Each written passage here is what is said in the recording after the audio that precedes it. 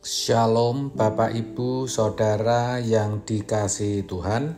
Seri pengajaran hari ini berjudul Meneduhkan Jiwa Kita Sendiri. Saudara, kita hidup di dunia yang sudah jatuh. Dunia yang tidak ideal untuk dihuni. Yang sudah rusak, yang dapat digambarkan sebagai produk yang gagal. Tentu bukan karena Allah menghendaki demikian, melainkan manusia yang dipercayakan untuk mendiami dan mengelola bumi ini telah menjadi manusia yang memberontak kepada Allah. Sehingga bumi menjadi terkutuk. Jadi dunia kita benar-benar bukan hunian yang nyaman dan ideal.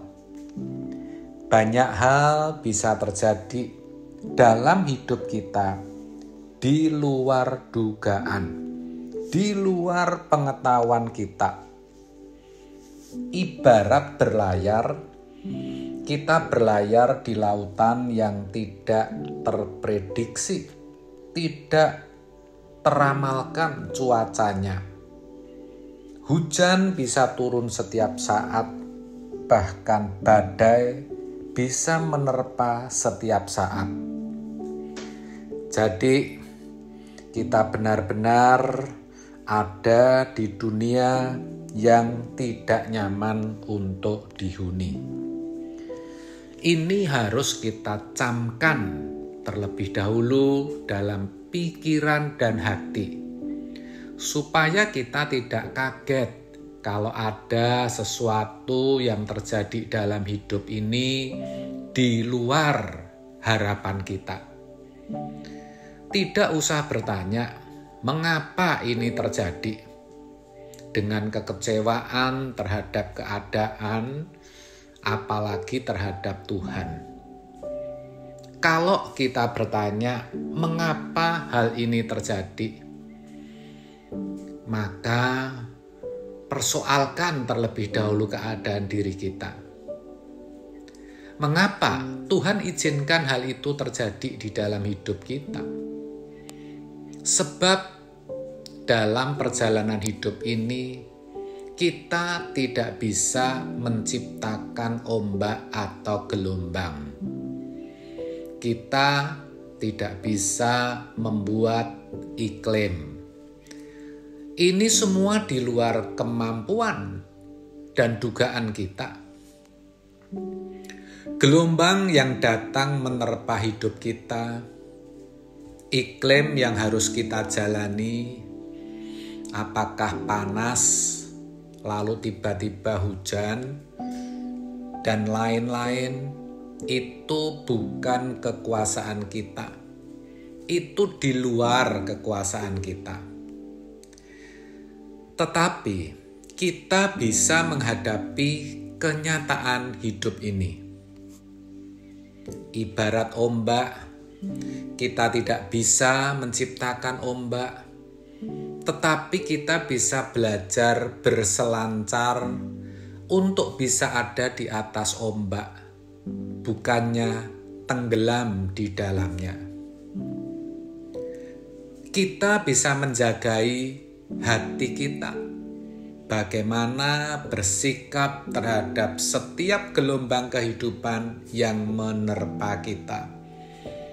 Itulah yang dituliskan dalam Amsal 4 ayat 23.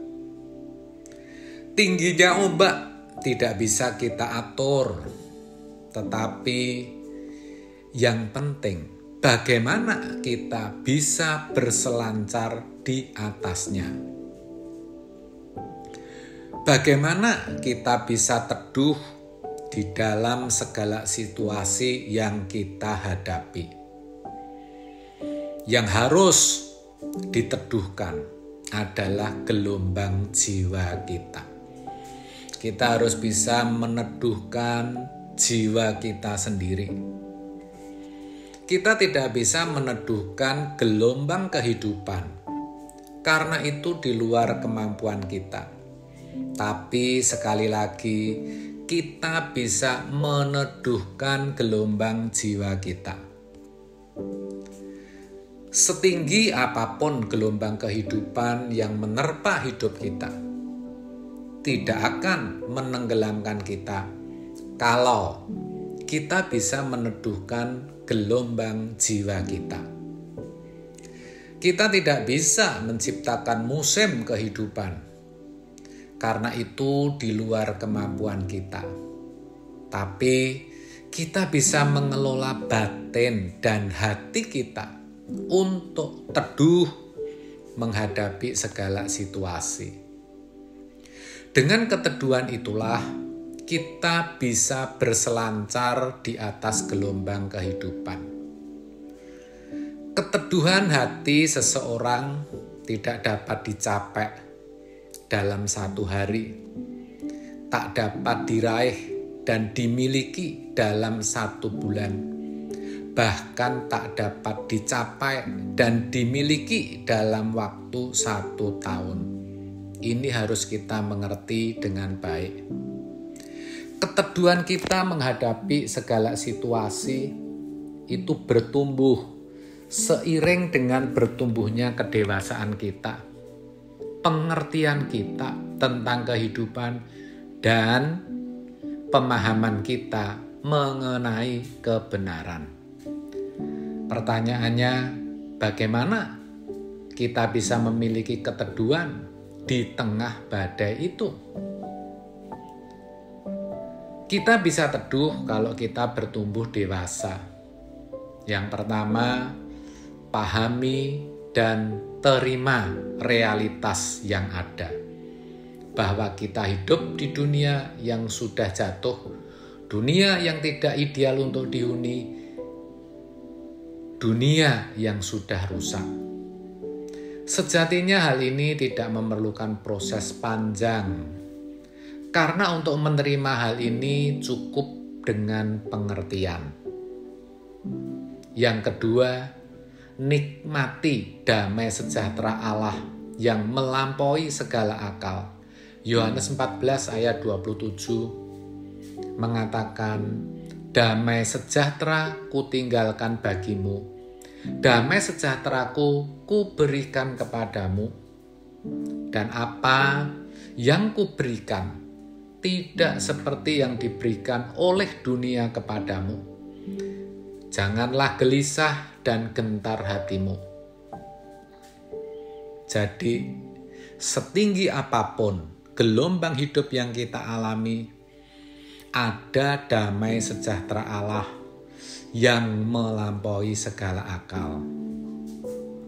Kalau damai sejahtera dari dunia, itu adalah damai sejahtera yang difasilitasi oleh keadaan yang baik dan serba kecukupan. Namun untuk kita dapat menikmati damai sejahtera Allah, perlu kita benar-benar dalam proses. Karena selama kita masih menikmati dan mengandalkan sukacita dunia, kita tidak bisa menikmati damai sejahtera Allah. Maka untuk itu ada 2 hal yang harus kita lakukan, yaitu meninggalkan sukacita dunia dan hidup suci. Damai sejahtera Allah tidak dapat kita nikmati dalam keadaan karakter yang buruk. Itu harus kita pahami dan kita hidupi. Amin. Tuhan Yesus memberkati.